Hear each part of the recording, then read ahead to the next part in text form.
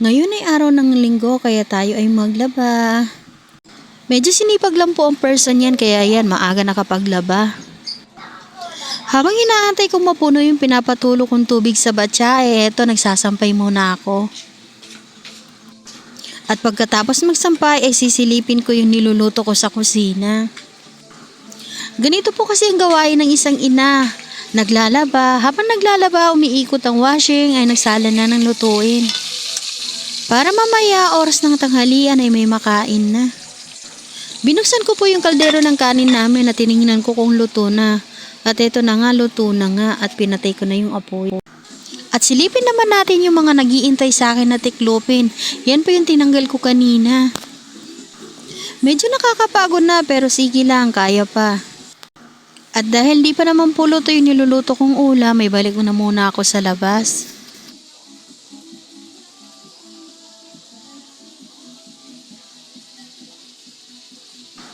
At dahil tapos na ako maglaba ay pinaligo ko na muna yung dalawa para mamaya pagkatapos maligo at pagkatapos ng gawain ko ay kakain na kami.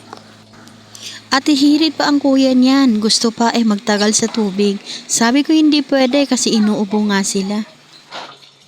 Pwede kami mamaya na umalis dito? Ma?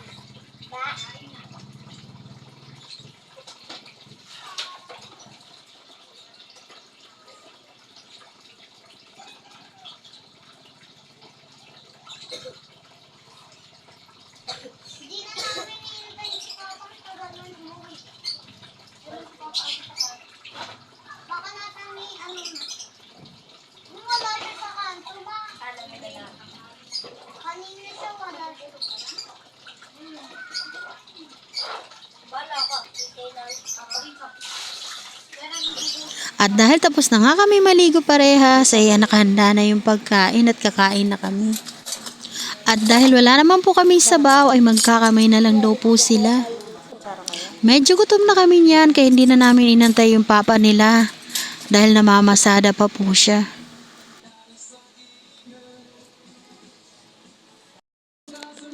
Kain po, sabi mo kain po. Kain po.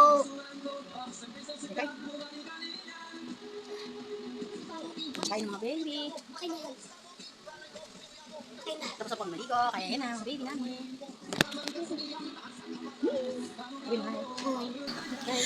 At dahil ayaw ng dalawa na nagbibideo kami habang kumakain ay pinatay ko na muna.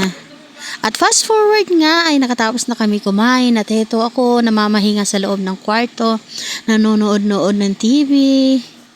Bali mamaya ko na lang po tiklupin yung mga tiklupin ko pagka nagising na ako. Hi Char pagka sinipag.